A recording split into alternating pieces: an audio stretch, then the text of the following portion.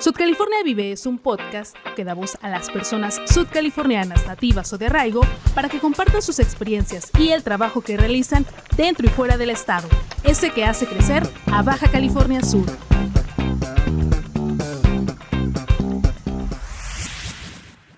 Hola, ¿qué tal? Estamos una vez más aquí en Sud California Vive Podcast. Mi nombre es Esperanza Gutiérrez y agradezco el favor de su atención donde quiera que nos estén viendo o escuchando, ya sea a través de YouTube, a través de plataformas de escucha de podcast o a través de la radio de Sud California.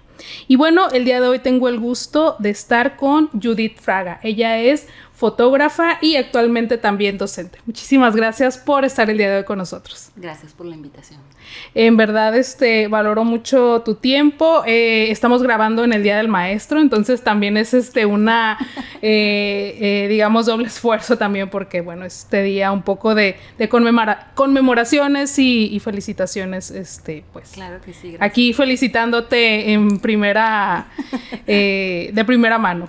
Muy bien, gracias. Y bueno, antes de empezar con esta entrevista, quiero leer una breve semblanza de Judith. Ella es originaria de aquí, de Baja California Sur, específicamente de Ciudad Constitución. Realizó estudios profesionales de la licenciatura en Artes Plásticas y se especializó en fotografía en la Facultad de Artes Plásticas de la Universidad Veracruzana en Jalapa, Veracruz. Su producción artística plantea dos discursos principalmente. El primero, dirigido a las relaciones entre su quehacer fotográfico y la función social, por lo que una parte de su trabajo registra paradigmas culturales sobre la desigualdad en la sociedad. Un segundo plano de su obra nos deja ver su pensamiento plástico en la fotografía, elaborando imágenes sustentadas en el juego, el simbolismo y la representación subjetiva. Este análisis ha producido una combinación de la fotografía plástica con diversos temas, orientación que le ha permitido realizar talleres, cursos, exposiciones individuales y colectivas, publicaciones, producciones audiovisuales y productos de difusión. De 2010 a 2015 se especializó en la comunicación con perspectiva de género, desarrollando campañas de comunicación y material didáctico con fines educativos y de prevención en los temas de arte y género, derechos humanos y violencia hacia las mujeres. Ha sido reconocida como creadora con trayectoria por el Instituto Veracruzano de Cultura, el Instituto Sudcaliforniano de Cultura y el FONCA para desarrollar proyectos artísticos relacionados con la población infantil en situación vulnerable, la situación de las mujeres en temas de estereotipos de género, entre los que se destacan la región de la infancia, un puente entre miradas distantes y mujeres en México en 12 arquetipos. Muchísimas gracias de nueva cuenta. Y bueno, después de esta introducción en cuanto al trabajo de Judith, yo quiero empezar preguntándote, bueno, ya vimos estas generalidades, ya vamos a hablar un poco más en específico, pero en tus palabras, ¿quién es Judith Fraga y cómo te descubres? ¿Cómo descubres la fotografía? ¿En qué momento descubres la fotografía? Definirme como Judith Fraga y fotógrafa son como dos situaciones que me parecen que te encasillan, ¿no? Entonces, la fotografía llega a mí en una época muy temprana, cuando estaba en la universidad. Aunque yo soy de Ciudad Constitución, llega un tiempo en el que yo vengo a La Paz y entro a la Universidad Autónoma de Baja California Sur a estudiar geología. La universidad tiene, creo que hasta la fecha, los talleres culturales, que son y que había un taller de fotografía.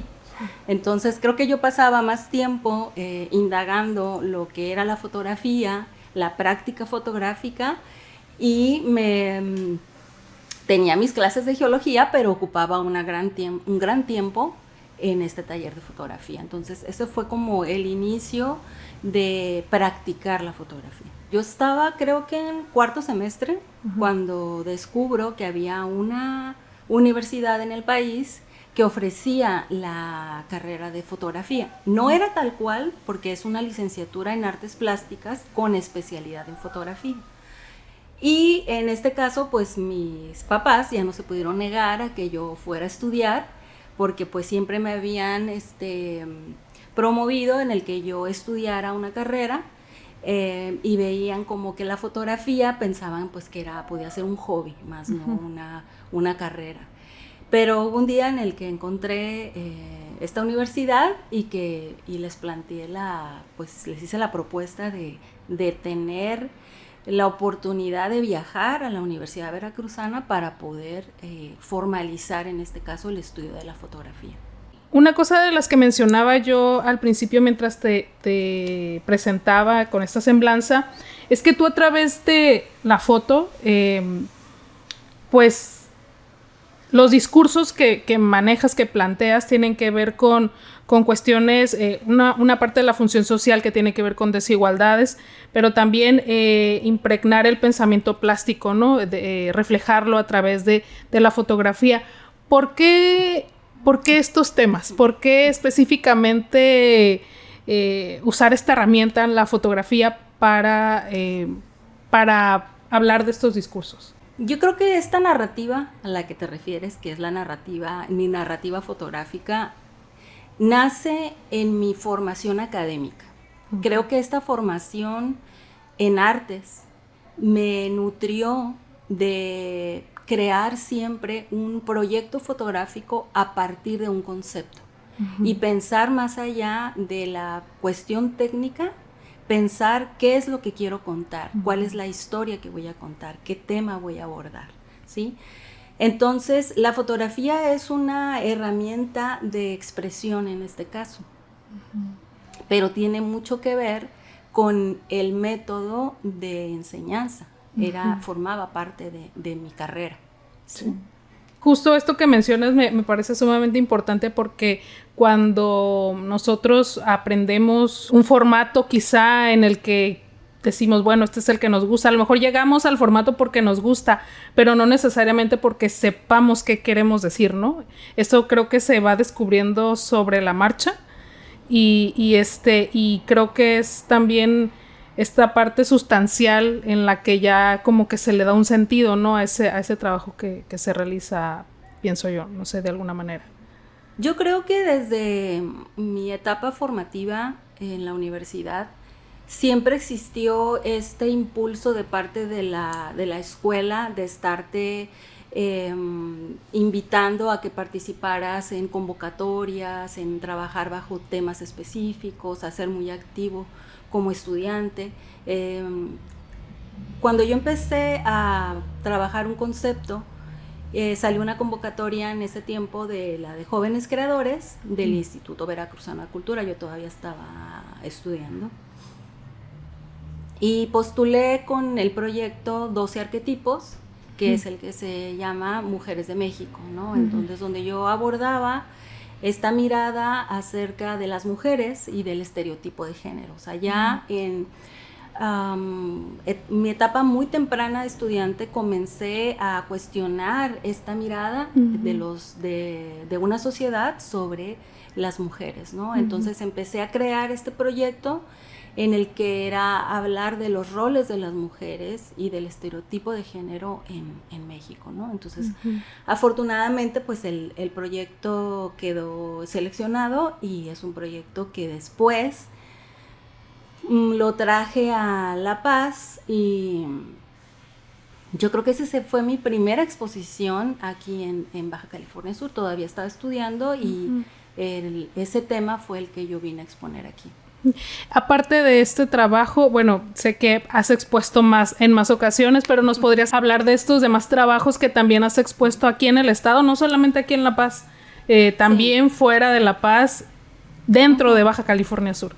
Una exposición, de repente a mí también es una actividad, exponer es algo que yo siempre promuevo también como maestra, ¿no? Entonces creo que el trabajo, ahora la ventaja es que no nada más puedes estar en un espacio en específico, sino las exposiciones también pueden ser virtuales, ¿no? Entonces hay galerías virtuales, eso creo que es la ventaja de ahora, ¿no? Entonces he estado participando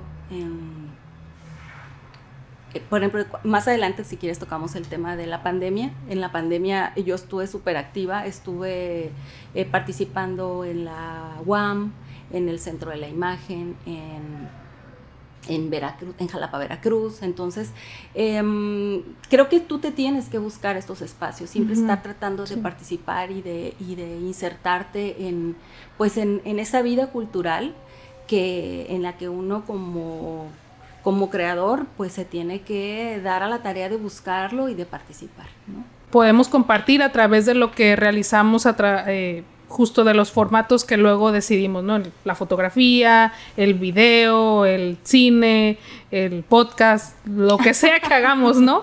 Lo que sea que hagamos, pero siempre con esta perspectiva de compartir algo, sobre todo desde un discurso que tenga algo bueno que decir, ¿no? O sea, algo que decir importante. Quería abonar, es que yo recuerdo que en alguna ocasión supe que tú habías expuesto en Constitución. Y bueno, no en Constitución propiamente, ¿no? Sino más bien en Comondú, en los Comondú. Ok, sí. Y sí. No sé si nos pudieras compartir un poco acerca de la experiencia de compartir en Comondú y qué fue lo que expusiste también. Es en San Miguel de Comondú. San Miguel. Sí. Y donde está la misión es en San José de Comondú. Entonces, bueno, esta invitación fue un poco por el proyecto La Región de la Infancia. Este fue un proyecto en el que era desarrollar un trabajo con los niños y niñas de San Miguel de Comondú y de San José de Comondú. El proyecto que se hizo con ellos era que retrataran un poco el lugar, y el resultado de los niños y de mi trabajo con ellos es el que se expuso en San José de Comondú, en el mejor lugar que puede ser la misión, ¿no? Entonces estuvimos trabajando mucho en los dos lugares, San Miguel y San José, con los niños y niñas del lugar, donde ellos registraron fotográficamente su entorno, sus familiares, lo que es el lugar donde viven, como un registro documental de su vida en ese lugar, y el producto de eso se presentó en la misión de San José de Comondú. Okay, entonces ese fue el resultado de un trabajo con los niños a través de un curso, de talleres. Sí, fue el resultado de un taller. Claro, también junto con eso estaba mi trabajo como fotógrafa, ¿no? Uh-huh. Pero ellos me acompañaban porque después se convertía en un trabajo colectivo. Okay. En lo que se llama ahora fotografía comunitaria. Órale. Que conocemos ahora. ¿Y eso más o menos en qué año fue? He querido recordarlo porque ahorita estaba pensando justo en las fechas, sobre todo porque ese fue un proyecto que fue una beca también, que fue un proyecto de Alas y Raíces, cuando yo creo que acababa de surgir ese programa, era un programa nacional dedicado a las infancias. Uh-huh. Exactamente no tengo ahorita la fecha, pero era interesante porque era enfocado a la población infantil vulnerable, ¿sí? Okay. Mi propuesta era trabajar la distancia como un factor de ser vulnerable, ¿no? Entonces yo no quería tocar otros temas que tienen que ver con ser vulnerable como niño o niña, sino yo manejaba el ser vulnerable en cuanto a vivir en lugares aislados geográficamente, ¿no? Entonces había el trabajo con niños en ciudades o lugares que son, por ejemplo, de pescadores, o niños que están en La Paz, era la zona urbana, pero en lugares que están marginados o en zonas que están en un sector más vulnerable, y los niños que viven, en este caso, en la sierra o en los ejidos. Entonces era hacer este recorrido, ¿no? Entonces fue un proyecto muy interesante, fue muy bonito el trabajar con los niños y niñas. Fue la primera vez realmente que mi trabajo se convirtió en un trabajo colectivo, ¿sí? Donde los niños y niñas también formaban parte del proyecto en sí, ¿sí? No estaba yo sola. Lo quise hacer, obviamente, ir a Comondú por ser del lugar, el tener un vínculo con el lugar también me entusiasmaba mucho, y el visitarlo y el trabajar con las infancias, pues también fue muy, muy enriquecedor. ¿Nos podrías hablar un poco acerca ahora de esta parte más técnica que tiene que ver con pues la foto? Tú iniciaste en foto análoga, luego pues viene todo este cambio generacional y migramos a lo que son la tecnología digital, la foto digital. Y luego ahora en este momento que podemos también echar mano de la inteligencia artificial dentro de la fotografía, ¿nos podrías hablar un poco acerca de estos procesos, de estas transiciones, cómo las has vivido? Y también quizá qué es lo que podemos aprovechar de cada una de ellas. Pues sí, mi formación en la universidad fue análoga, la fotografía análoga de laboratorio, de imprimir las fotos. Pasamos por varios talleres, talleres de Polaroid, mucho trabajo en cuarto oscuro. La carrera no se enfoca tanto aunque tienes la parte técnica de la fotografía, como prioridad siempre es desarrollar el concepto, la premisa bajo la cual vas a desarrollar las fotos, cuál es la narrativa fotográfica. Y en ese tiempo pues era la fotografía análoga y surge ahora sí que en ese tiempo la transición de lo análogo a lo digital. Actualmente la fotografía digital es algo que nos permite poder trabajar con más tranquilidad, porque puedes desarrollar más el concepto, te puedes, digamos, relajar, porque lo digital te permite, ¿sí?, estar abordando más los conceptos, ¿sí?, porque ya no tienes el estrés que había antes de que no sabías en realidad que iba a salir en la fotografía. Sí. Entonces, ahora es muy interesante cómo las nuevas tecnologías, el desarrollo de la inteligencia artificial, cómo la fotografía sí está dejando de ser de nosotros, va a haber muchas preguntas. Todavía no sabemos qué es el resultado de todo esto. Así como en ese tiempo a mí me tocó todavía no saber cuál era el alcance que tiene la fotografía digital sobre lo análogo y cómo completamente la rebasó. Ahora estamos llegando a esta tercera etapa que tiene que ver con la inteligencia artificial, ¿no? Creo que nos han tocado tiempos tumultuosos, con la pandemia, por ejemplo. Ese tiempo fue de mucha producción, la verdad, porque creo que había demasiado tiempo libre para producir. Es donde yo estuve buscando convocatorias, estuve exponiendo. ¿Nos podrás mencionar alguna en específico? Estuve en el Centro de la Imagen, donde hablaban sobre cómo habías vivido, hacerte un retrato de cómo habías vivido la pandemia. Entonces la idea era una exposición donde se mostrara eso, ¿no? Entonces, también justo en ese tiempo surgió un programa que sacó el Instituto Sudcaliforniano de Cultura, y yo postulé con un proyecto que se llamó Lienzo Fototextil Comunitario, y otro que fue el relato fotográfico. Entonces, un año tras otro estuve desarrollando proyectos, porque yo sentía que yo tenía el tiempo y la disposición para poderme enfocarlo, ¿no?, en ese tiempo. Entonces, en lo personal fue muy fructífero.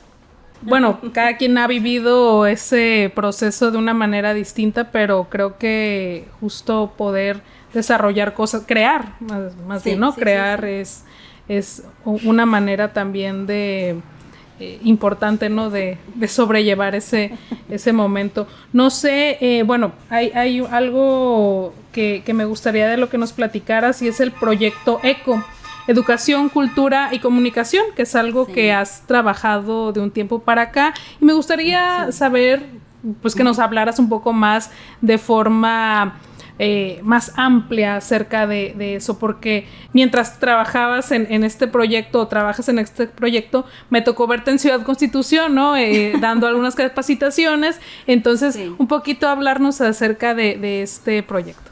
Sí, en ese tiempo que dices, estaba dando un taller sobre pensamiento crítico y creativo para docentes, sí, porque también era un tema o un taller que estábamos dando en ECO. ECO surge en el 2019. surge como un centro cultural donde se ofertaban talleres, cursos, diplomados, exposiciones, etc. Pero, como todos sabemos, a finales del siglo XIX, del 2019, comenzó la pandemia. Y en marzo del 2020 cierran todo. Entonces, el proyecto de ECO bajó en cuanto a lo presencial, pero creció mucho en la parte virtual.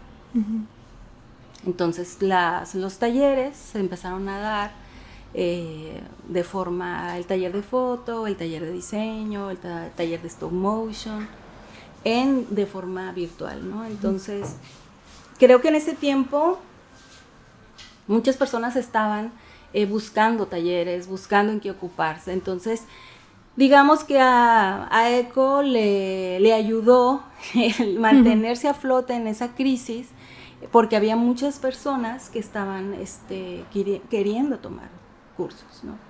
Y justo como te mencionaba hace un momento, también la posibilidad de estar en contacto con el otro, creando, sí. y pues de alguna manera lo que teníamos a la mano, la herramienta, pues era lo virtual, ¿no?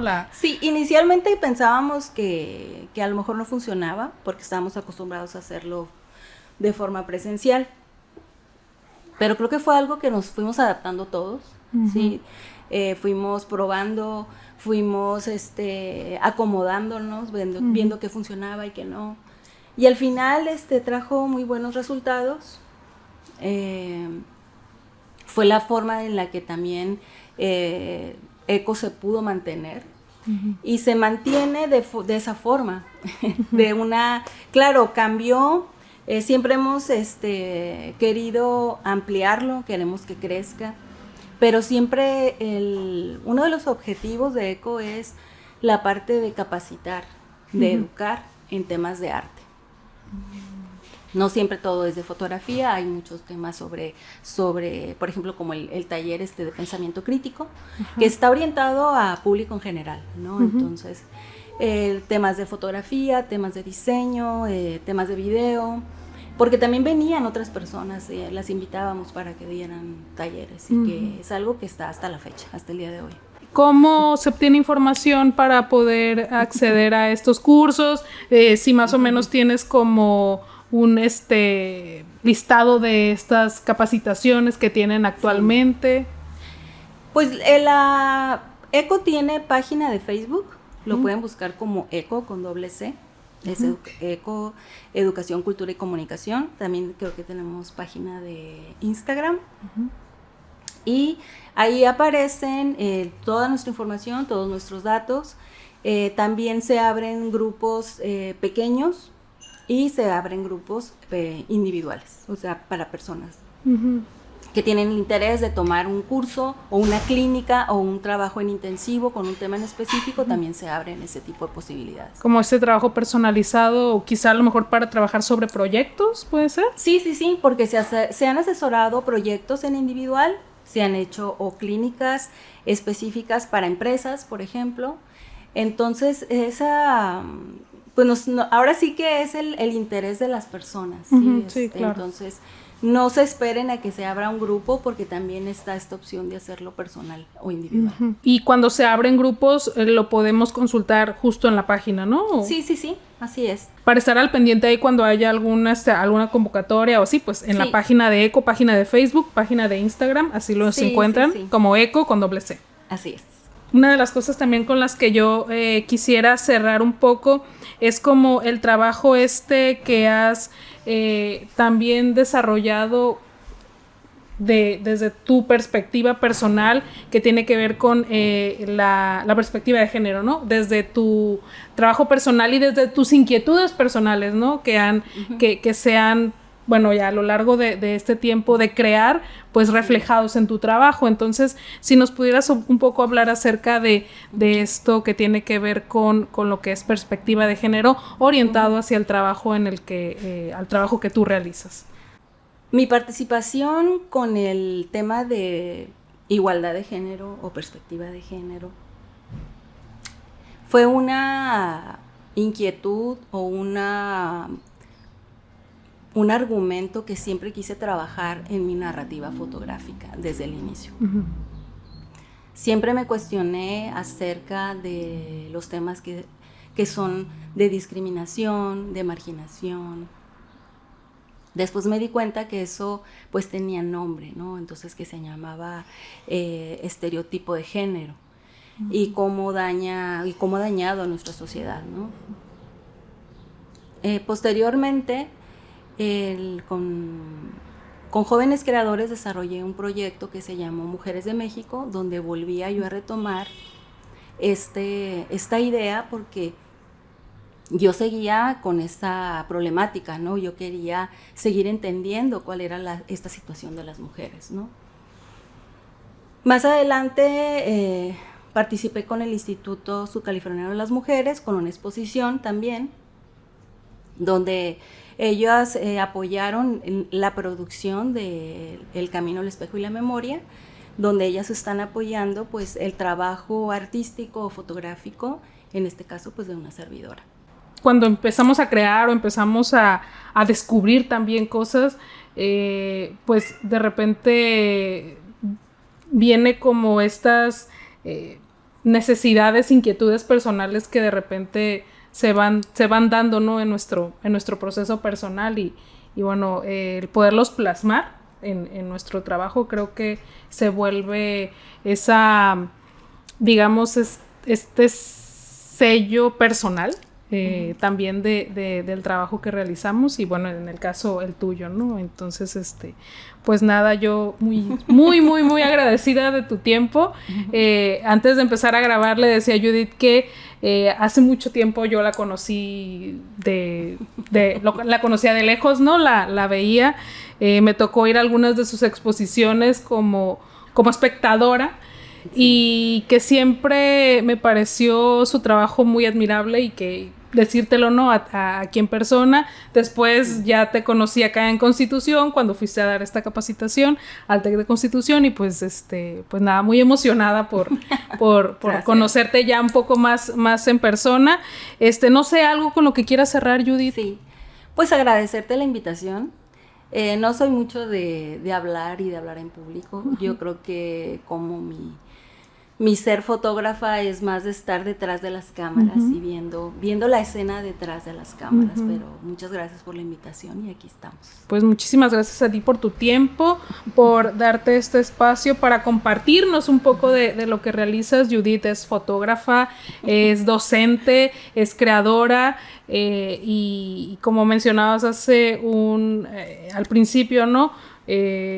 No te podemos centrar solamente en una de estas cosas, sino como en todo esto que realizas y a partir de eso que realizas, pues lo que compartes con ello. Entonces, pues muy agradecida, sí, por eso. Pues es que te conviertes como en un ser multidisciplinario, ¿no? En el que puedes ser muchas cosas y por qué no. Entonces, claro. Investigar un poco de la foto, en la parte docente, entonces he sido muy inquieta en los temas, entonces han dado muchas cosas. Pues de nueva cuenta, muchísimas gracias y también agradezco el favor de su atención donde quiera que nos hayan visto o escuchado, ya sea a través de YouTube, a través de plataformas de escucha de podcast o a través de la radio de Sud California.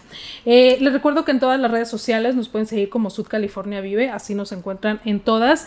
Y bueno, este es el último episodio de nuestra segunda temporada. Esperen la tercera próximamente. Va a estar en el segundo semestre del año. Y pues nada, agradezco muchísimo el tiempo que nos dan para escucharnos, para vernos, y pues nada, espérenlo próximamente. Mi nombre es Esperanza Gutiérrez y nos vemos y nos escuchamos hasta la próxima. Sud California Vive es un podcast que da voz a las personas sudcalifornianas nativas o de arraigo para que compartan sus experiencias y el trabajo que realizan dentro y fuera del estado, ese que hace crecer a Baja California Sur.